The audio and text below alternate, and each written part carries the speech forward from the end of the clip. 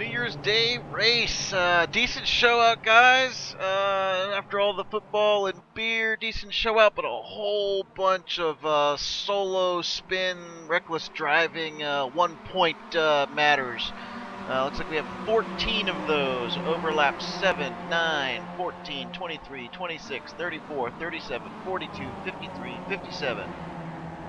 65, 68, another one on 68, and then a 72, and then there's one more back on 68 that didn't show up on the incident search, but it was me, and I know that it happened, so I got that one included.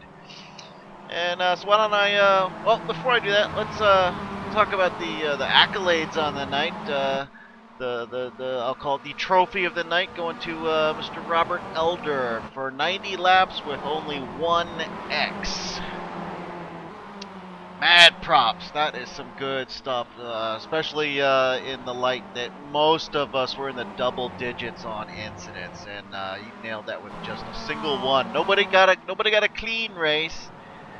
1X is our top clean racer, Mr. Elder, for the night.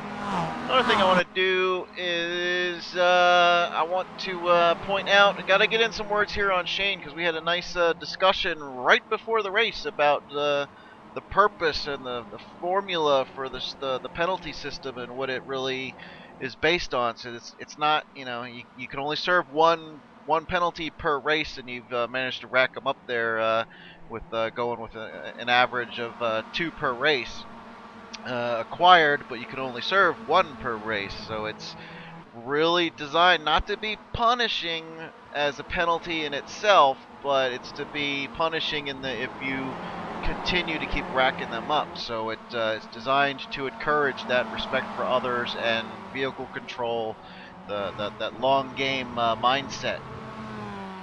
And you expressed how you were really aware of that and really got it, and then you didn't serve one of the 3 current outstanding penalties drive-throughs that you've got.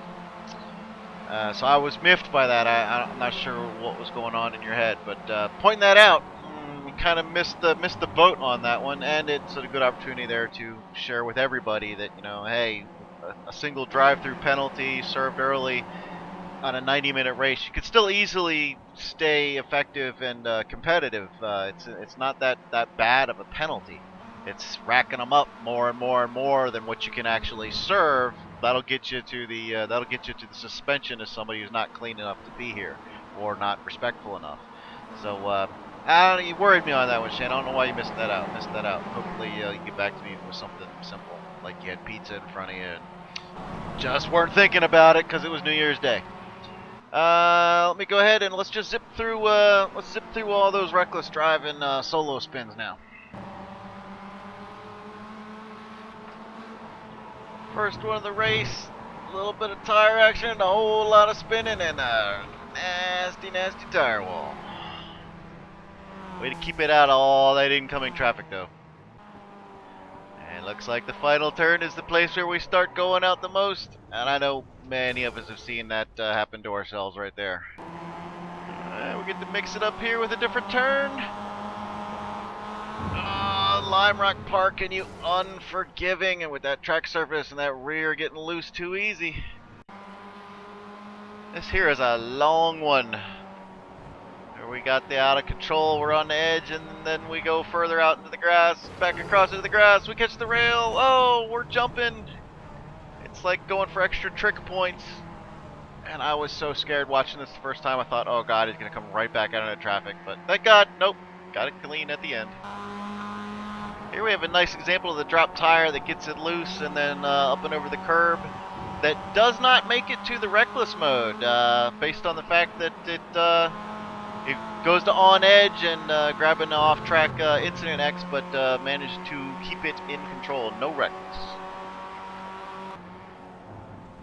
Same area. That's the tire barrier. Another no reckless, but same trick. Drop tire over the inside. Look at that. No wall. Oh, so close to becoming an on edge, but just managing to keep, or reckless, but managed to just save it in the on edge. So didn't make the reckless list. Hey, we've seen this corner.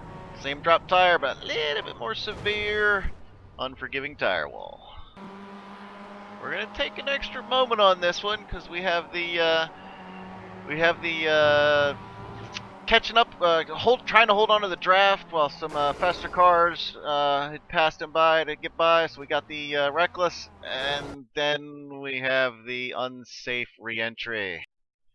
Now you got to feel bad for him for where he's sitting here, because everybody's natural instinct is going to be like, I am sitting right on the compression zone at the bottom of the hill where everybody's turn in is. I got to get out of this spot. And unfortunately, the right reaction is to stare at that F3 box and just hold on your brakes and wait for that safe opportunity to get by. Let's do that.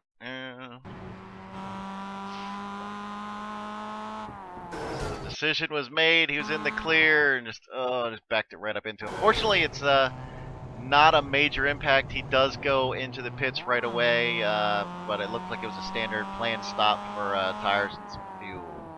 So we have the 1X for the reckless, and followed with the minimum of 8 for the unsafe re-entry, with the minor escalated to a major. So the minimum on the major of 8. So 1 plus 8 there. Got a little drop tire coming up here after the brakes didn't quite hold with the camber in this this lovely turn 1-2 complex, and I was tempted to not go with the reckless on this one, but then with the pace, the speed that we end up getting down to, there was no actual impact, but we're almost at a dead stop and at a full spin, almost a full spin, kind of like full sideways mode. So I did still hold that into the reckless category with 1 point. We got the wreck of the night right here. Skirting that edge on the grass. A little bit too much bumper. Saving it. Yeah, we're good. We got this. We got this. No problem. It's just a little tire barrier. Oh, end of the night. That'll do it right there. So we're going to have our first non-reckless here. And I'm going back a ways because there's a couple of lap down cars ahead. And we're gaining on them, not quickly, but relatively quickly once we get to the straight here. And we're sort of in a battle here with the car behind. So we'll see this close up as these guys are battling. That trading places into turn 1 really closed. That gave us the initial, hey, we can get closed in here. And then we come to the technical portion of the track ahead. Coming down into the setup here, we have a lap down car, a faster car. Clearly 2 different drivers making 2 different approaches for here. And as I announced at the beginning, respect is paramount all the time, but most particularly in these situations. And we can't fault a lap down car for doing the best they can through a technical turn. And we also don't have, as much as the definition of our punt is a significant, moving them off the line significantly. Now they might, he doesn't appear to be off. He's not significantly off the racing line, but it is significantly off of his chosen line. He's loose. He's catching it. He's okay. So we're gonna put this just at the very minimum of the very minimum of the punt. So that is just 8 points. Most unfortunately, our next one here is a little too much curb, a little bit sideways. And I know I've done that a number of times. Feeling your pain on that one after that punt. Now we're going for the full hat trick, 3 in a row. Lord knows I've done this one too. I've grown very fond of that tire barrier right there. And we have one of those times where the car has just said, nope, I'm not doing it anymore. I've had enough abuse for the day. I'm not doing it. That's when you go off-roading. And it appears this car is just not quite the same anymore. Let's watch iRacing's own John Deuce Allen take his final lap here. And heads up for everybody, I do have on the Discord a link to the full replay, and I highly recommend everybody get a download and enjoy the beauty of the Deuce's laps. Watching a pro, I know I learned a lot. I do my little videos as a stepladder because a lot of times the pros are hard to learn from because they're just too advanced. But he's so clean and so smooth. and you can see all the right lines, and you got 91 laps of it. Another shout out here, Rickmo Tech is the sponsor for Deuce's regular Monday Night League, which is the one for the pros. It's a fee league you've got to pay to get into for Monday nights, but that is at extrememotorsports99.com. Do a quick pause here because I need to. We've got our 3 lessons primarily. Shane, tisk tisk. I don't know why you didn't serve your penalty. That I hope you're with us for a long time, but that's going down the road of getting yourself closer to a suspension. Then we've got the mild punt. Paramount's respect. Respect is paramount on and off the track. It's gentleman's sporting code. And I understand the situation there. There was a lot going on. The nice that leads me to the other thing that's a nice thing about the penalties, since they're not really that strong or that effective. You did get the 8+ points with with the recklesses, so it does put you into the penalty mode, but that is not really hurtful on the race on how you can compete in the next race.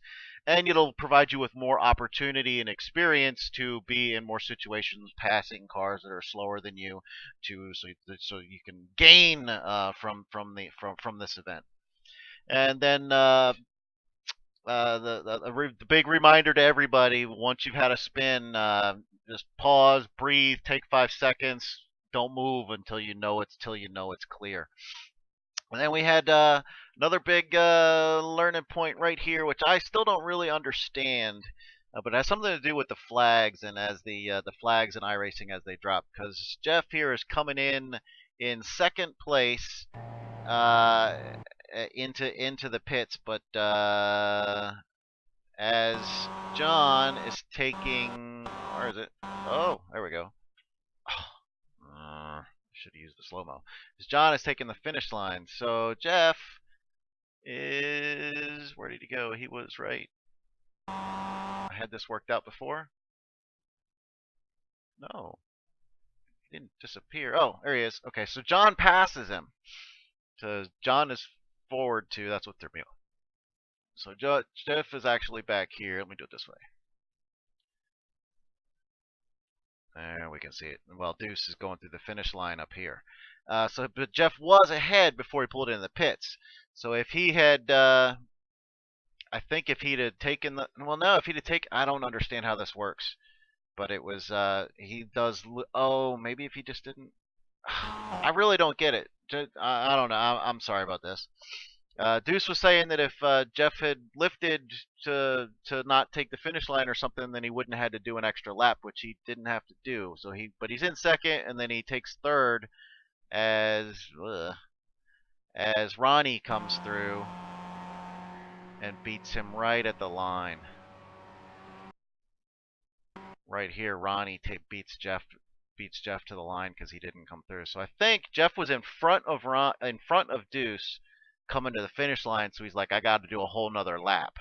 So he jumps into the pits to get fuel to make the next lap. Whereas if he had just lifted, but he actually finishes the race because Deuce has gone by the finish line first. So if he had just lifted and let John pass him, but he had stayed on the track, then he would have passed here. He could have come across the line right on Deuce's bumper and finished in second place. Instead of, he actually gets a third place because Ronnie takes the finish line right here in front of him. There's the lesson in there. It took me a minute to, I had my head wrapped around it, but then I lost myself at some point because I do that. Yeah. So that does bring an end to it. And the other thing I want to point out is I love this rotary he's got on the hood. So Rick Matech, Extreme Sports 99. ExtremeMotorsports99.com, and it's extreme without an E, so Extreme Motorsports 99, not words.com. They've got they're very reputable, brilliant organization. It costs money to participate with those guys on Monday nights, but something to be said for racing with the pros rather than getting one to join us every once in a while. Once again, thanks for everybody showing up on New Year's Day. I had a blast, enjoyed the race. Practice smart, stay up.